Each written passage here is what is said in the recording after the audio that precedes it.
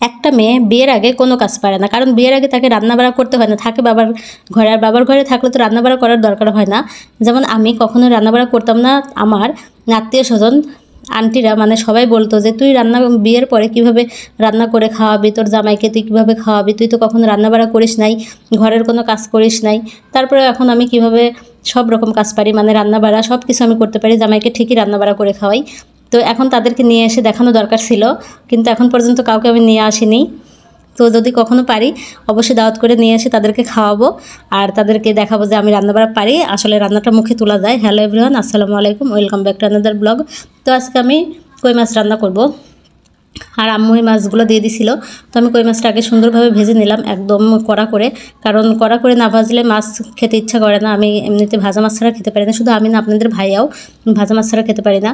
তো এখন আমি মাছ ভাজার পরে আমার কথা কিন্তু বারবার বেজে যাচ্ছে। তো মাছ ভাজার পরে এখন আমি কড়াইতে পেঁয়াজ দিয়ে দিয়েছি, ওই তেলের মধ্যেই পেঁয়াজ দিয়ে পেঁয়াজটা হালকা বাদামি কালার হয়ে আসলে জিরা দিয়ে দিয়েছি। জিরা দেওয়ার পরে আদা রসুন দিয়েছি। আদা রসুন পেস্ট আছে ফ্রিজে, কিন্তু ফ্রিজ তো আর আমার ঘরে নাই, তাই আমি বাড়িওয়ালার ভাবির কাছ থেকে আনি নাই, যেটুকুন ছিল ওইটুকুনি মুছে টুছে দিয়ে দিছি। তো পরে আবার নিয়ে আসবো। তো এখন আমি হলুদের গুঁড়া, মরিচের গুঁড়া, ধনিয়ার গুঁড়া, লবণ সব কিছু দিয়ে দেবো। তো এখানে আমি একটু বেশি পরিমাণে মরিচের গুঁড়া দিচ্ছি, কারণ মরিচের গুঁড়াটা একদমই ঝাল নাই আর কালারও হতে চায় না, তাই বেশি পরিমাণে দিই। তারপরে একটু তরকারিতে কালার আসে আর ঝাল তারপরেও হয় না। তো এখন আমি ভালোভাবে কষিয়ে নিব, কষিয়ে নিয়ে তারপরে আমি আলু দিয়ে দিব। আর আলুগুলো কষাতে দিয়ে আমি মোবাইল টিপতেছিলাম, মনে ছিল না, পরে গিয়ে দেখি একদম এই যে কষানোর যে ঝোলগুলো একদম কড়াইয়ের সাথে লেগে গেছে। আর হ্যাঁ, প্রথমে যে বলছিলাম যে মেয়েরা বিয়ের আগে কোনো কাজ পারে না, যেমন আমি কোনো কাজই পারতাম না, কারণ বাবা মার ঘরে আমার কখনো কাজ করতেই হয়নি। আমি রান্না করার মধ্যে শুধু ভাতটা রান্না করতাম, এমনিতে সব রকম রান্নাই পারতাম, মানে দেখে দেখে শিখে ফেলছিলাম, কিন্তু কখনো করা লাগে নাই, দরকার হয়নি। কারণ আব্বু আম্মু আমি এর মাঝে তো কখনো রান্নাবাড়া করার দরকার হয়নি। আর ভাই ছিল, ভাইয়ের বউ ছিল, ওরাই রান্নাবাড়া করতো। দেখা যেত যে আম্মু ভাইয়ের বউ ওরা রান্না করতো, আমার আর রান্না করার দরকার ছিল না। আর ভাই বউ ওরা আলাদা থাকতো, আলাদা থাকলেও আম্মু রান্না করতো আর আমি হঠাৎ মাঝে মধ্যে রান্না করতাম।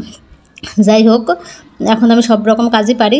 আর আত্মীয় স্বজনেরা তো বলতো, মানে কিছুদিন আগেও আমার ফুপু আমাকে ফোনের মধ্যে বলতেছে, তুই কি কিছু পারিস, তুই কি রান্না করতে পারিস, তুই তো কোনো কাজই পারিস না।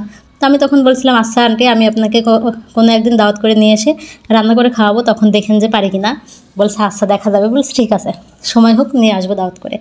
তো এখন আমি নির্দ্বিধায় সব রকম রান্নাই পারি, যতটুকুন পারি তা আলহামদুলিল্লাহ জামাইকে রান্না করে খাওয়াতে পারি। তো আমার এখানে মাছ রান্না শেষ, এখন আমি জিরা গুঁড়াটা দিয়ে দিচ্ছি। আর হ্যাঁ, আপনারা কে কোথা থেকে আমার ভিডিও দেখছেন সেটা অবশ্যই কমেন্টে জানাবেন। আর আমার ভিডিওগুলো আপনাদের কাছে ভালো লাগলে অবশ্যই লাইক, কমেন্ট অ্যান্ড শেয়ার করতে ভুলবেন না।